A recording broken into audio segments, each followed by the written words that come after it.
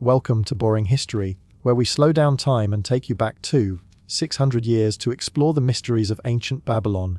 Tonight, we uncover the secrets behind one of the 7 wonders of the ancient world, the legendary Hanging Gardens, and what life was really like in the heart of this great empire. The Hanging Gardens of Babylon, spoken of in ancient texts with awe and reverence, stand as one of the most mysterious wonders of the ancient world, not only because of their beauty, but because of the extraordinary engineering that must have gone into their construction.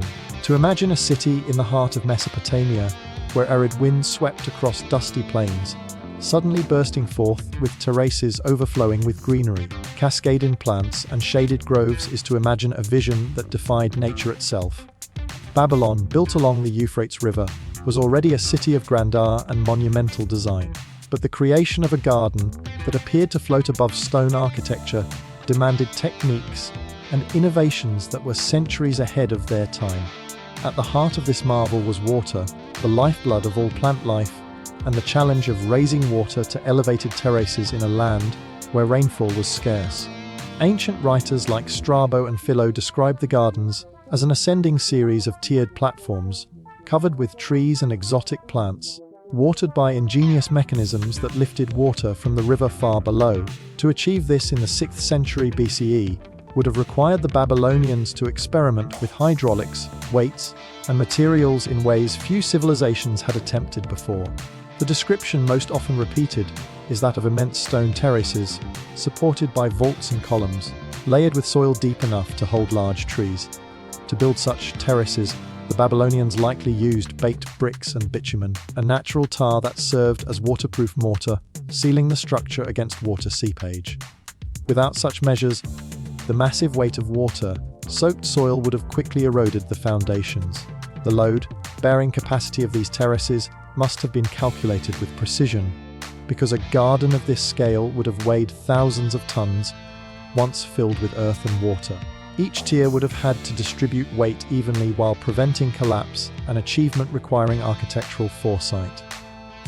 At the same time, they needed to avoid rot, seepage, and destruction of the structures from the constant presence of moisture. This reveals not only knowledge of architecture, but also an understanding of materials science far beyond what most would attribute to that age. The greatest puzzle, however, remains the water supply. The river Euphrates flowed through Babylon, and it was here, scholars suggest, that the Babylonians devised a system to draw water upward. Some have speculated the use of the Archimedes screw, though this invention is traditionally attributed to centuries later in Hellenistic Egypt. Others imagine a chain pump, where buckets attached to a continuous chain rotated on wheels, lifting water from the river and pouring it into reservoirs or cisterns at higher levels. If such a device truly existed, it would mark one of the earliest recorded uses of mechanical irrigation. A continuous flow would have been necessary, as the garden demanded regular watering under the hot Mesopotamian sun.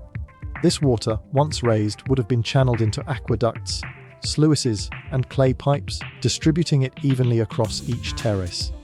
To prevent waterlogging and ensure drainage, layers of reeds, tar, and lead sheets may have been placed beneath the soil, a combination of waterproofing methods still effective even in later centuries. What makes this feat extraordinary is that it was not merely a practical solution to agriculture, but an ambitious project of aesthetic design. To sustain such a structure required not only function, but constant maintenance, as pumps needed workers, reservoirs needed management, and plants required careful cultivation. The sight of green palms, flowering vines, and shade giving trees must have contrasted sharply with the desert landscape beyond the city walls, making the Hanging Gardens a wonder not just for their existence but for their persistence. They embodied a dream of bringing fertility into a barren environment, perhaps symbolizing power over nature itself.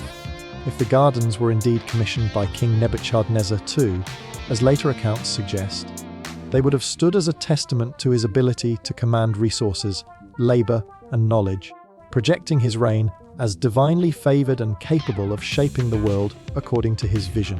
Archaeological theories have placed possible remains of the gardens near the Euphrates, where massive foundations and vaulted structures were uncovered, though direct evidence is lacking. The descriptions preserved in Greek texts, though written centuries after their supposed construction, emphasized the scale and complexity of the gardens. They spoke of terraces rising like a mountain, shaded by towering trees and cooled by flowing streams, a mechanical paradise engineered in stone and clay. The layering of stone, asphalt, and reed mats described by some sources suggests an understanding of insulation and water control, preventing root systems from destroying the foundations. Such awareness shows the Babylonians were not experimenting blindly, but applying principles learned from centuries of building canals, ziggurats, and flood defenses across Mesopotamia. This engineering marvel cannot be separated from the larger context of Babylonian innovation. The Babylonians were masters of irrigation, having transformed the Tigris, Euphrates floodplains into fertile farmland through canals, levees, and reservoirs. The Hanging Gardens, then, may have been an extension of this expertise, applied not for survival, but for spectacle. To elevate irrigation into art required not only labor but organization, as thousands of workers would have been needed to transport soil, plant trees, build terraces, and maintain the constant flow of water. The logistics alone, moving large trees from distant lands, hauling earth in baskets, cutting and firing bricks, mixing bitumen, reflect a centralized system of planning that only a powerful empire could support. Each terrace would have demanded skilled builders, knowledgeable gardeners, and continuous laborers, creating an ecosystem of work around the garden itself. The gardens also reflected a fusion of cultures, as Babylon was a center of trade and conquest. Exotic plants and trees may have been imported from across the empire, requiring specialized knowledge to keep them alive in a foreign climate. The engineering thus extended into horticulture, with careful selection of species suited to transplanting. Watering systems had to adjust for different needs, from deep-rooted trees to delicate vines. Shade and wind barriers would have been calculated to protect fragile plants from the harsh Mesopotamian climate. Such considerations suggest the gardens were not a haphazard project, but the work of minds deeply invested in both engineering and natural sciences. The question of how such structures were sustained for decades, perhaps centuries, adds another layer of fascination. Constant water, lifting required energy, likely provided by teams of workers turning cranks, treading wheels, or walking on rotating mechanisms. This labor would have been relentless, as the plants could not survive without daily attention. Thus, the Hanging Gardens may have represented not only an engineering marvel, but also a social one, where human labor itself became part of the mechanism, integrated into the very design. This fusion of human and mechanical effort illustrates the ingenuity of Babylonian engineering, where solutions were achieved not through machines alone, but through coordinated systems of labor. Over time, the grandeur of the gardens would have inspired awe not only in Babylon's citizens, but in visitors who carried tales back to distant lands. These stories, exaggerated or idealized, became part of the legacy of the Seven Wonders, cementing the gardens as an unparalleled feat of engineering and imagination. Yet beneath the legend lies the practical genius of raising water against gravity, of layering materials to hold soil, of balancing weight and pressure across massive terraces. These were not miracles but achievements of human ingenuity, showing how far ancient builders could push the limits of their technology. Daily life in Babylon 600 years ago was a blend of routine, ritual, work, and spectacle, set against the backdrop of one of the most famous cities of antiquity. At its heart stood the ziggurat Itamananki, the towering temple dedicated to Marduk, Babylon's chief deity, its stepped form dominating the skyline and casting its shadow over the sprawling streets. Around it stretched a metropolis teeming with people from all corners of the empire, a city filled with scribes, priests, merchants, artisans, farmers, slaves, soldiers, and royalty, each performing their roles in a society ordered by law, religion, and tradition. The daily rhythm of life was dictated by the heat of the Mesopotamian sun, the flow of the Euphrates River, and the demands of agriculture, trade, and temple service. To step into Babylon was to step into a carefully organized world where every action, from tilling fields to inscribing tablets, was tied to a larger system that had evolved over centuries of Mesopotamian civilization. The streets of Babylon bustled with activity in the morning as farmers brought goods from surrounding lands into the city's markets. Fruits, vegetables, Dates, barley, and sesame were laid out for trade, alongside goats, sheep, and poultry. Merchants dealt in textiles woven from wool, dyed with colors that indicated wealth or station, and in pottery shaped with the precision of long practice. The city was a hub of commerce, connected by caravan routes stretching to Anatolia, the Levant, and Persia, so one could find goods as exotic as cedar wood from Lebanon, copper from Cyprus, or lapis lazuli from Afghanistan. Traders shouted prices in Akkadian, the lingua franca of the region, though many tongues could be heard in the markets as Babylon's cosmopolitan population mingled in its streets. Slaves might be seen hauling loads or serving customers, their presence a reminder of conquest and the spoils of empire. The architecture of the city reflected its wealth and order. Houses were built of baked mud brick, rectangular and inward facing, with central courtyards that provided light and privacy. The wealthy enjoyed larger homes with painted walls and multiple rooms, while the poor often lived in simpler, single-room dwellings. Roofs were flat, serving as sleeping spaces on hot nights when the city air was stifling. Streets were narrow and winding, often shaded by overhanging structures, though the processional way leading to the Ishtar Gate was wide, paved with stone, and lined with magnificent reliefs of lions, bulls, and dragons symbolizing Babylon's gods.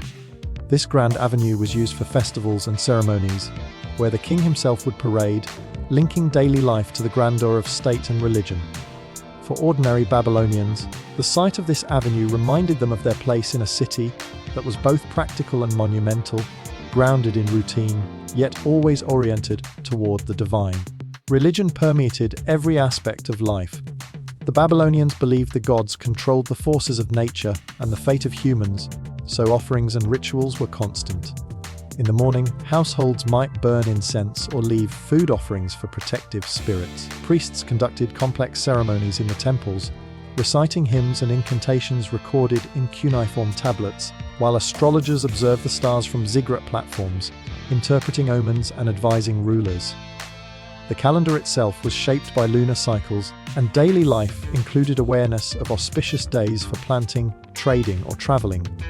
Festivals were occasions of both communal joy and religious duty. When statues of gods were carried through the streets, musicians played lyres and drums, dancers performed, and feasts were shared. Such rituals reinforced the connection between humans and the divine order, embedding faith in the very rhythm of work, rest, and celebration. For many, work was the defining element of daily existence. Farmers rose early to tend fields irrigated by canals branching from the Euphrates. They plowed with oxen, sowed barley, wheat, and legumes, and harvested with sickles of bronze or iron. Irrigation required constant vigilance, with water levels monitored and channels repaired. Craftsmen worked in workshops, shaping clay on the potter's wheel, weaving textiles, carving ivory, or casting bronze tools. Brickmakers mixed clay with straw, pressed it into molds, and dried it in the sun or baked it in kilns, producing the building material that gave the city its distinctive look. Scribes sat in schools known as tablet houses, learning to form the wedge-shaped marks of cuneiform, memorizing legal codes, hymns, and myths, and ensuring the continuity of Babylonian knowledge. For them, the daily act of pressing stylus into clay connected them to a tradition stretching back centuries to Sumer. Soldiers patrolled the streets or trained in garrisons, their duty to defend the city's walls and enforce the king's authority. Laborers hauled loads of earth or stone, worked on canal projects, or served on construction teams raising temples and palaces. Every occupation fed into the great machine of Babylon, a society where duty and hierarchy were clear. The family was the core of Babylonian society. Marriage contracts were inscribed on clay tablets, detailing dowries, responsibilities, and inheritance rights. Women played vital roles in managing households, weaving cloth, raising children, and in some cases running businesses or owning property. Children were expected to obey parents, and boys were sometimes sent to school if their families could afford it, while girls often learned domestic skills at home. Meals typically included bread, onions, dates, and occasionally meat or fish, seasoned with herbs and oils. Beer, brewed from barley, was the common drink, consumed daily by rich and poor alike. Evenings in Babylonian homes might be spent telling stories, reciting myths of gods and heroes, or playing board games like the royal game of Or. which had been enjoyed in Mesopotamia for centuries. Music, too, was part of daily leisure, with harps, lyres, and flutes creating melodies that echoed through courtyards and taverns. Law governed society with clarity and rigor. Babylon's tradition of codified laws, most famously the Code of Hammurabi centuries earlier, continued to influence legal practice. Contracts were witnessed and sealed, disputes were brought before judges, and penalties were prescribed for theft, debt, or violence. This legal framework gave structure to daily interactions, ensuring that trade, marriage, and inheritance proceeded in an orderly fashion. Justice was not always equal, as penalties varied depending on social status, but the principle of law was deeply ingrained in the culture. Scribes recorded transactions, debts, and court decisions on clay tablets, thousands of which survive to this day, providing a detailed record of Babylonian daily life. These tablets reveal disputes over land boundaries, lists of goods delivered, accounts of temple offerings, and even school exercises filled with grammatical drills and multiplication tables. Cultural expression flourished alongside daily work. Epic tales like the Epic of Gilgamesh were preserved and retold, linking present generations with the deep past of Mesopotamia. Myths explained the cycles of seasons, the rise and fall of kings, and the struggles of gods, embedding moral lessons and cosmic order into daily thought. Poetry was recited in temples, stories were shared at banquets, and proverbs were taught to children. The Babylonians were deeply aware of their history, often looking back to earlier Sumerian and Akkadian traditions, copying old texts and integrating them into their own identity. To live in Babylon was to inhabit not just a city, but a civilization conscious of its ancient roots and proud of its continuity. The city itself was alive with sound and movement. Donkeys brayed in the streets, water carriers shouted as they moved between wells and houses, smiths hammered metal, and children played in alleyways. At the river's edge, fishermen cast nets while boatmen ferried goods across the water. In taverns, men gathered to drink beer, gamble with dice, and listen to music, their laughter mingling with the hum of the city. At night, oil lamps flickered in homes and temples, casting shadows on brick walls, while above, the stars glittered, watched closely by astrologers who believed they revealed the intentions of the gods. Even sleep was part of a larger rhythm, as dreams were often interpreted for omens, and people might visit diviners to seek meaning in their visions. Life in Babylon was not without hardship. Disease, famine, and war threatened stability, and ordinary people bore the burdens of labor and taxation. Floods from the Euphrates could destroy crops, while droughts could bring hunger. Soldiers could be conscripted into campaigns, leaving families vulnerable. Yet through these challenges, daily life persisted with resilience, sustained by faith, community, and tradition. The grandeur of the city, with its soaring walls and majestic temples, was mirrored in the persistence of its people, who woke each morning to work, worship, trade, and care for their families, creating the rhythm that made Babylon a living civilization, rather than just a monument of kings and conquerors.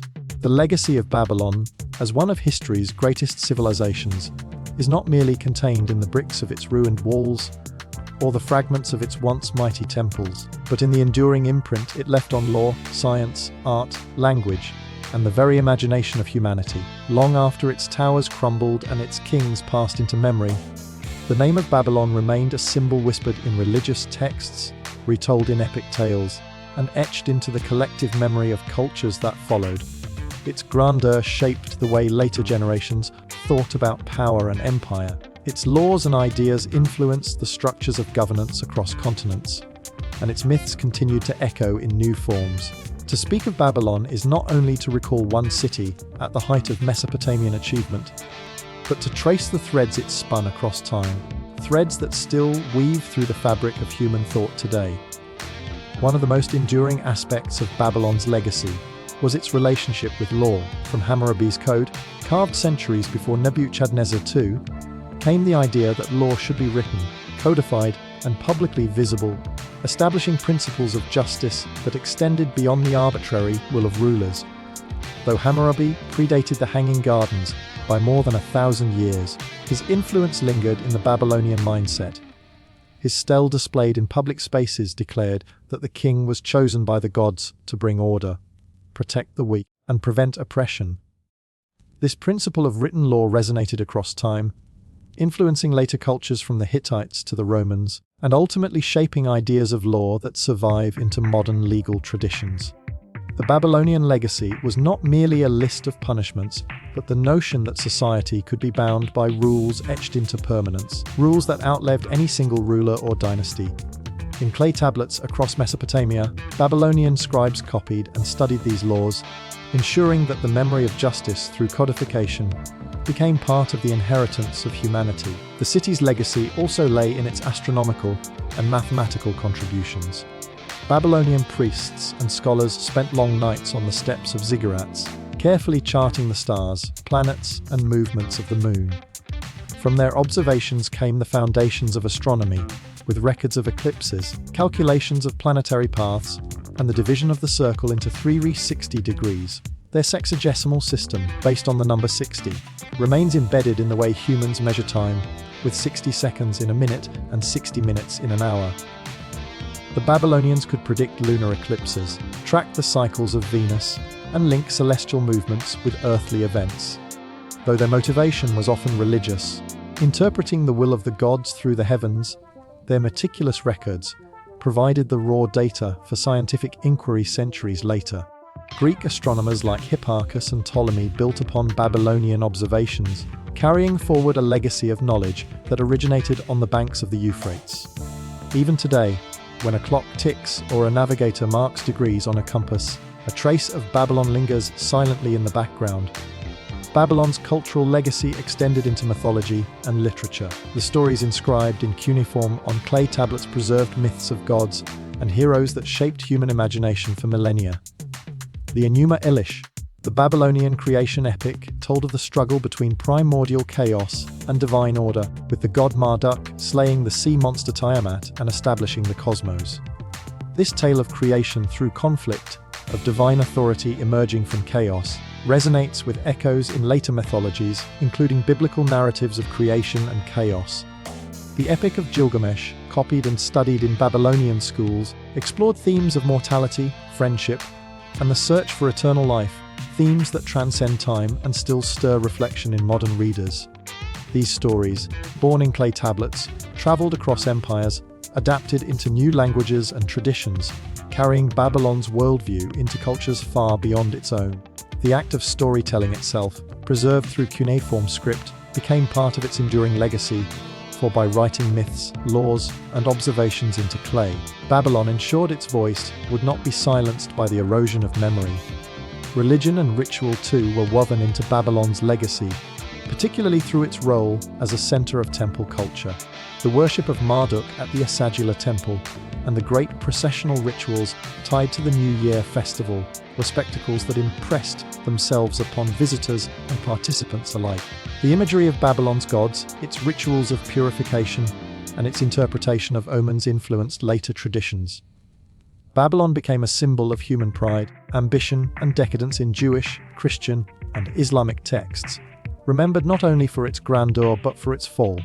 The story of the Tower of Babel, whether directly linked to Babylon's ziggurat or inspired by its imposing architecture, became a moral tale of human overreach and divine intervention. Thus, even as Babylon's temples turned to dust, its memory was preserved in sacred writings, ensuring that it would live on not just as a historical city, but as a symbol woven into the spiritual consciousness of billions. In this way, its legacy transcended physical existence, becoming a metaphor, a warning, and a vision across religions. The Empire of Babylon under Nebuchadnezzar II also left a political legacy, showing what centralized power, monumental construction, and cultural patronage could achieve. The city's immense walls, described as so broad that chariots could ride upon them, became legendary. Its gates, particularly the Ishtar Gate with its glazed blue bricks and reliefs of lions and dragons, reflected not only artistic mastery, but also the projection of imperial identity. The Hanging Gardens, whether fact or legend, reinforced the image of a ruler capable of commanding nature itself. These symbols of power influenced later empires, from Persia to Rome, each of which adopted the idea that a capital city should embody the grandeur of its ruler. Babylon was not only a city, but a concept of empire.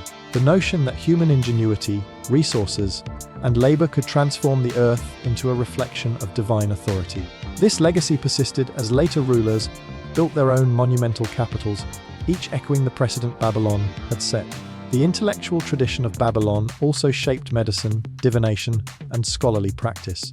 Babylonian healers combined practical remedies with spiritual incantations, reflecting a worldview where disease was both physical and supernatural. They catalogued symptoms, prescribed treatments, and connected them with omens, leaving behind medical texts that influenced later Near Eastern traditions. Diviners read the entrails of animals, interpreted the shapes of smoke, and examined cracks in heated animal livers, believing these revealed the will of the gods. While to modernize such practices may seem superstitious, they reveal an organized system of knowledge and interpretation, where cause and effect were studied and recorded. This methodical approach, even when framed in religious terms, became a foundation for the development of observation and classification, elements crucial to scientific progress. Thus, Babylon's legacy was not only in what it achieved, but in the spirit of inquiry it passed on, even if clothed in ritual. Economically, Babylon influenced systems of trade and finance. Clay tablets record debts, loans, and interest rates, showing that Babylonian merchants and bankers developed forms of credit and contractual obligation that prefigured later financial systems. Temples often functioned as economic centers, storing grain, lending resources, and regulating commerce. Standardized weights and measures allowed trade to function smoothly across vast distances. By embedding economic transactions in written contracts, Babylon created a legacy of accountability and trust in commerce that influenced later civilizations. The very act of writing down an agreement, witnessed and sealed, became a model that survived into Greek, Roman, and even medieval practices of contract law. In this sense, Babylon's contribution to economic life was as enduring as its contribution to law and science. Art and craftsmanship left their mark as well. The glazed bricks of the Ishtar Gate, with their vibrant colors and intricate designs, represent a fusion of technology and aesthetics that inspired admiration in antiquity and continues to awe in modern museums where surviving fragments are displayed. Babylonian cylinder seals, carved with miniature scenes of gods, animals, and daily life, functioned both as tools of administration and as works of art, embodying the skill and imagination of their makers. Music, poetry, and visual imagery blended to create a cultural identity that was distinctly Babylonian, yet influential across Mesopotamia.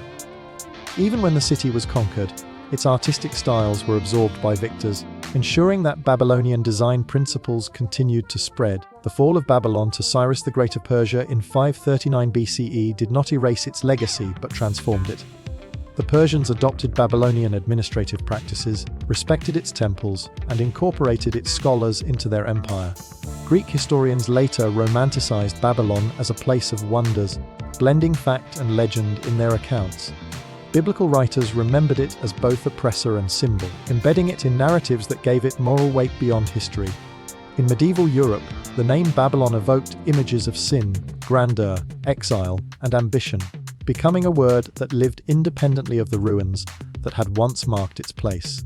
The city's legacy thus extended not only through continuity, but through transformation, as each era reinterpreted what Babylon meant in light of its own values and struggles. To study the legacy of Babylon is to see how a single civilization can leave multiple imprints: practical, symbolic, cultural, and spiritual.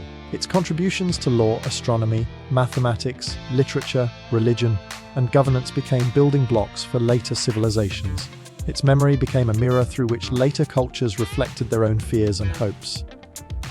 Even in ruins, Babylon shaped the world that came after, not by disappearing, but by becoming a reference point, a story told and retold across thousands of years.